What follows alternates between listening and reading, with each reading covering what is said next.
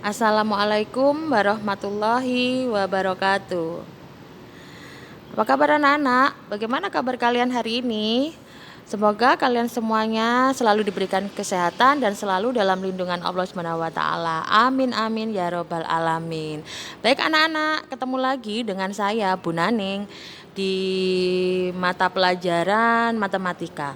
Oke anak-anak, kemarin kita sudah belajar tentang materi pola bilangan.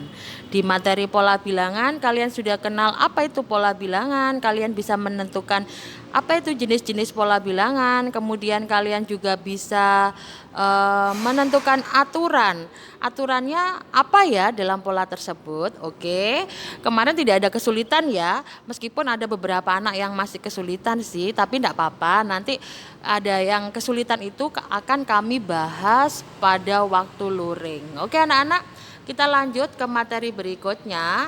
Materi hari ini adalah sama, tetap pola bilangan, tapi dengan subtema menentukan suku berikutnya pada barisan bilangan. Ini gampang sekali anak-anak. Untuk lebih jelasnya, apa sih itu suku? Sebelum kita masuk ke contoh soal, suku adalah tiap bilangan yang menyusun barisan bilangan. Untuk lebih jelasnya, kalian amati pada gambar. Di gambar itu ada U1, ada U2, ada U3, ada U4, ada U5, dan ada titik 3 itu dibaca dan seterusnya dalam matematika. U1 itu apa? U1 itu adalah suku pertama, U2 itu adalah suku kedua, dan seterusnya. Paham ya tentang suku ya? Jadi kalau U8 artinya apa? U8 berarti artinya suku ke-8. Kalau U10 artinya apa? Artinya adalah suku ke-10. Berikutnya, kita masuk pada contoh ya. Berikan barisan bilangan berikut. Diberikan barisan bilangan berikut.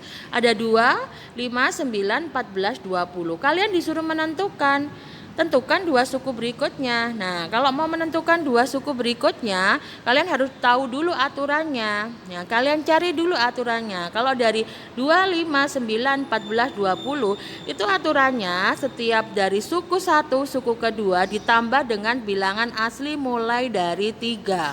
Sehingga dua suku berikutnya didapat 20 ditambah 7 sama dengan 27, 27 ditambah 8 sama dengan 35.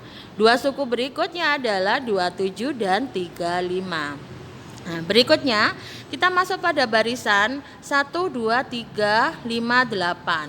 Nah, tentukan dua suku berikutnya. Kalau kalian lihat dari 1 ke 2 ditambah 1, 2 ke 3 ditambah 1, 3 ke 5 ditambah 2, 5 ke 8 ditambah 3. Bu, ini kok nggak ada polanya? Oke, ini penting ya anak-anak ya. Barisan tersebut di atas 1, 2, 3, 5, 8 itu disebut barisan Fibonacci. Apa itu barisan Fibonacci?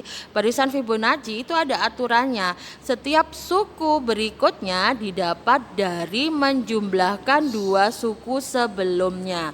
Jadi awalnya ada dua suku saja, 1 dan 2. 3 itu didapat dari 1 ditambah 2. Dan 5 didapat dari 2 ditambah 3. Dan 8 didapat dari 3 ditambah 5. Nah, suku berikutnya berapa? 13. Dari mana? 5 ditambah 8. Dan berikutnya berapa? 21. Dari mana? 8 ditambah 13. Gampang ya anak-anak? Mohon diingat nih aturan Fibonacci-nya ya, jangan sampai lupa. Berikutnya kita masuk pada aplikasi dalam kehidupan sehari-hari. Ini contohnya ada Andi dan Pak Marno. Andi diberikan tugas sama Pak Marno untuk meletakkan buku di rak perpustakaan.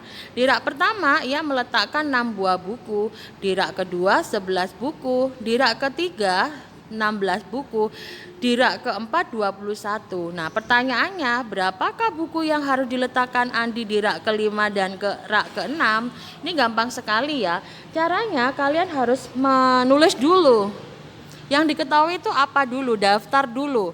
Di rak 1 itu ada 6 buku, di rak 2 11 buku, sampai rak 4 itu 21. buku. Sehingga dari rak 1 sampai rak 4 itu ada polanya. Apa itu polanya? Apa itu aturannya? Setiap rak ditambah 5 buku. Sehingga rak ke-5 dan ke-6 itu berapa? 26 dan 31. Dari mana 26?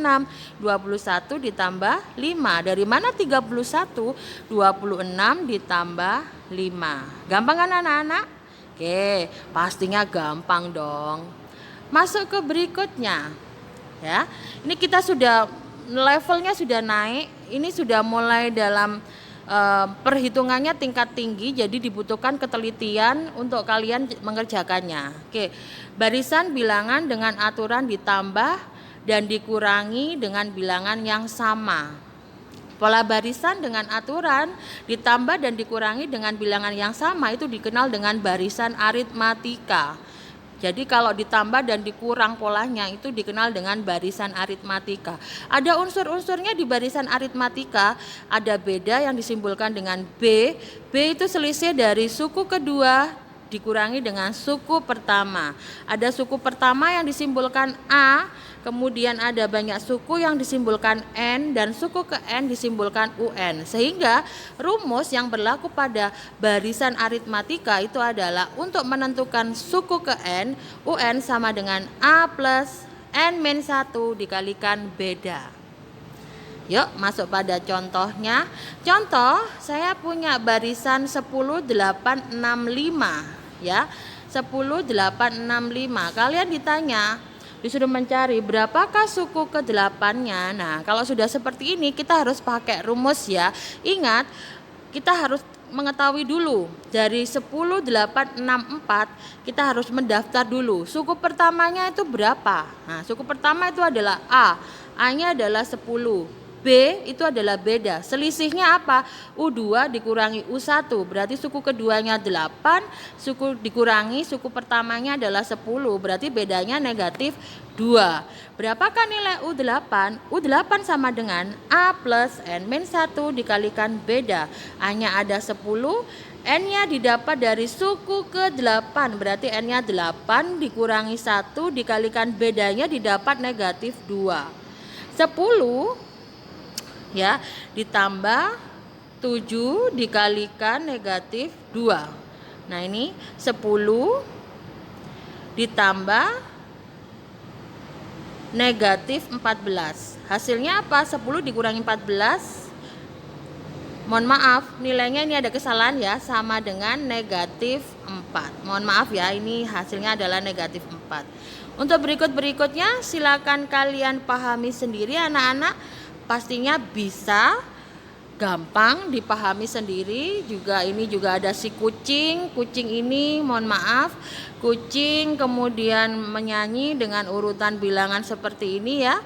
Nah, kalian nanti disuruh menentukan berapakah besar suku ke-10. Oke? Saya kira sudah cukup untuk hari ini. Tetap semangat belajar. Kemudian selalu mengerjakan soal tepat waktu. Jangan lupa berdoa dari Bu Naneng. Mohon maaf yang sebesar-besarnya bila ada kekeliruan. Dari saya terima kasih. Wassalamualaikum warahmatullahi wabarakatuh.